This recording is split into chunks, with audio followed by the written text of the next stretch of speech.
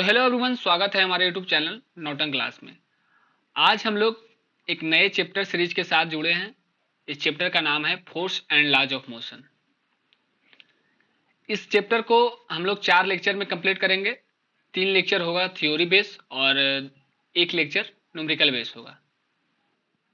हम लोगों ने पिछले चैप्टर में बात किया था कि कोई बॉडी अगर अपने पोजीशन को चेंज नहीं कर रहा है तो वो रेस्ट में है, और कोई बॉडी अगर मूव कर रहा है तो वो मोशन में है। इस चैप्टर में हम लोग उसी का एप्लीकेशन की बात करेंगे कि आखिर मोशन में कोई बॉडी कैसे आता है और रेस्ट में कोई बॉडी क्यों है। तो चलिए हम लोग आगे बढ़ते हैं। पहला है व्हाट इज फोर्स। फोर्स क्या होता है, इसके बारे में हम लोग डिस्कस करेंगे।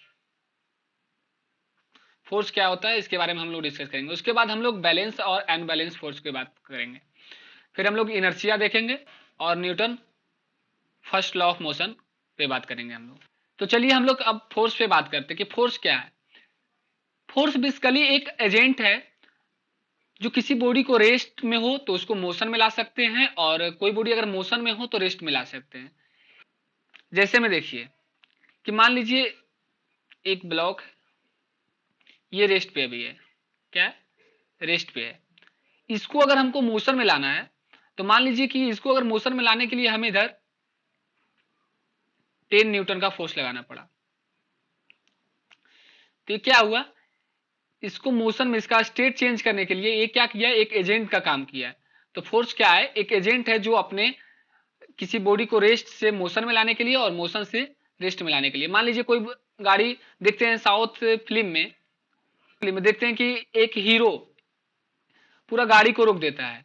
तो क्या है कि अगर ये गाड़ी जो था मोशन में था और उसे अपने हाथ से रोक दिया तो क्या हुआ, ये कुछ इस पे फोर्स लगाया तभी तो गाड़ी रुका। तो ये फोर्स लगाया तो उसके कारण क्या हुआ कि ये गाड़ी रुक गई। तो क्या हुआ, ये एक एजेंट का काम किया। फोर्स में क्या होता है, मैग्नीट्यूड और डायरेक्शन दोनों होता है, इसलिए हम लोग इसको वेक्टर क्वांटिटी बोलते हैं। जैसे हम देखिए मान लीजिए एक बॉक्स है, इधर से कोई 5 न्यूटन का फोर्स लगा रहा है और इधर से कोई 10 न्यूटन का फोर्स लगा रहा है। तो इसका नेट फोर्स किस साइड होगा,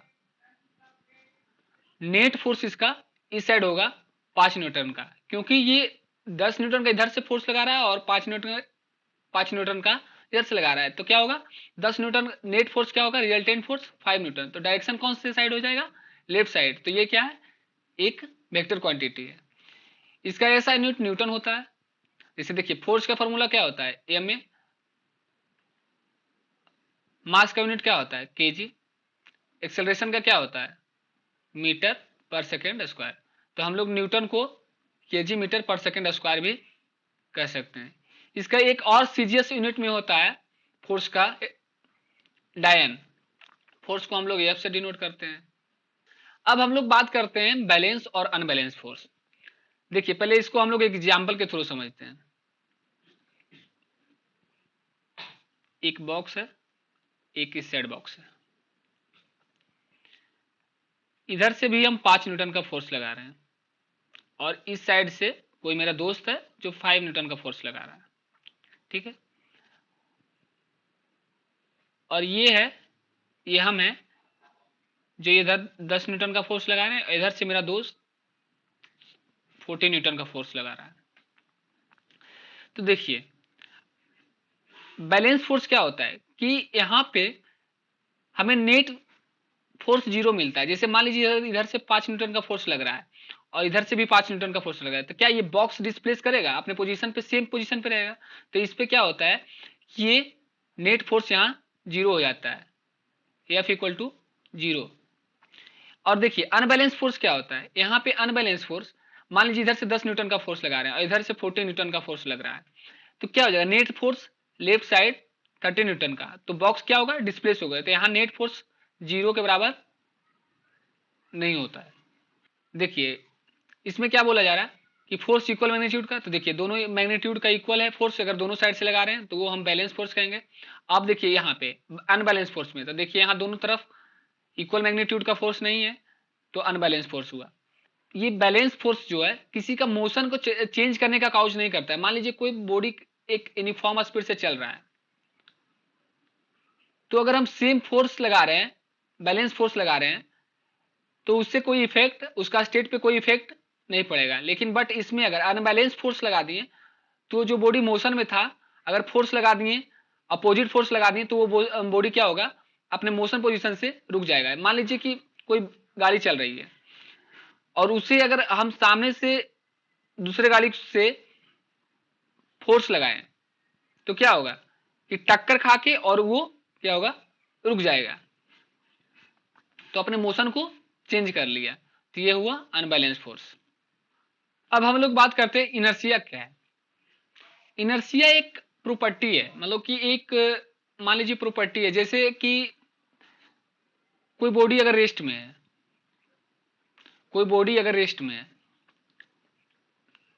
मान लीजिए एक बॉक्स है, इस पे हम 5 न्यूटन का फोर्स लगा रहे हैं, तो क्या हो रहा है कि बॉडी मूव नहीं कर रहा है, मूव नहीं कर रहा है, तो क्या हुआ कि ये अपोज कर रहा है, ये 5 न्यूटन का फोर्स को बैलेंस किए हुए अपोज कर रहा है, अपना रेस्ट में है तो रेस्ट में रहना चाहता है। तो यही प्रॉपर्टी को हम लोग क्या कहते हैं, इनर्शिया कहते हैं। अगर मान लीजिए कोई बॉडी, जैसे देख लीजिए अपने घर में फैन, तो फैन अगर हम इलेक्ट्रिसिटी अगर देते हैं तो फैन चलती है, उसके बाद अगर इलेक्ट्रिसिटी हटा देते हैं, तो क्या होता है कि कुछ समय तक वो चलते रहता है। क्यों चलते रहता है? क्योंकि वो अपना पोजीशन, अपना जो पोजीशन है, स्टेट जो है, उसको मेंटेन करना चाह रहा है। तो यही प्रॉपर्टी को हम लोग इनर्शिया कहते हैं। Inertia directly proportional to mass. देखिए अगर ये ब्लॉक भारी होगा, अगर ये ब्लॉक ज्यादा वेट का होगा, तो हमें ज्यादा फोर्स लगाना पड़ेगा, ज्यादा अपोज करेगी ये बॉडी, तो इसे हम क्या बोलते हैं कि इनर्शिया जो है मास का डायरेक्टली प्रोपोर्शनल है। इनर्शिया को हम लोग 3 टाइप से देख सकते हैं। कोई बॉडी अगर रेस्ट में है तो रेस्ट में रहना चाहता है, कोई बॉडी अगर मोशन में है तो मोशन में रहना चाहता है, कोई बॉडी का डायरेक्शन अगर लेफ्ट साइड है तो उसको अपोजिट राइट साइड करने में वो भी अपोज करेगा, तो वो क्या होगा, डायरेक्शनल हो गया। अब हम लोग बात करते हैं न्यूटन के लॉ पे। न्यूटन साहब ने 3 लॉ दिए थे, first law, second law, third law, 3 law दिए थे। उसमें हम लोग फर्स्ट लॉ के बारे में डिस्कस करेंगे। फर्स्ट लॉ बेसिकली क्या है कि इनर्शिया ही लॉ है। ये इस लॉ में बोला जा रहा है कि अगर कोई बॉडी ऑब्जेक्ट, कोई ऑब्जेक्ट या कोई बॉडी मोशन में है तो वो मोशन में रहना चाहता है, और कोई बॉडी अगर रेस्ट में है तो रेस्ट में रहना चाहिए, जब तक उस पर एक अनबैलेंस फोर्स अप्लाई नहीं किया गया हो। मान लीजिए कोई बॉडी है,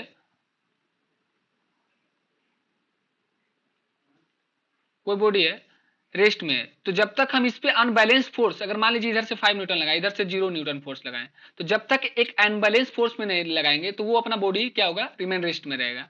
अगर मान लीजिए ये फैन है, ये फैन चल रहा है, तो अगर जब तक हम उसको, उसका फोर्स अपोज नहीं करेगा, जब तक एक्सटर्नल फोर्स अप्लाई नहीं होगा, तब तक वो चलते रहेगा। तो फर्स्ट लॉ यही बताता है कि अगर कोई बॉडी रेस्ट में है तो रेस्ट में रहना चाहता है, अगर कोई बॉडी मोशन में है तो मोशन में रहना चाहता है, जब तक उस पे अनबैलेंस फोर्स अप्लाई ना हो। चलिए अब हम लोग अगले लेक्चर में डिस्कस करेंगे।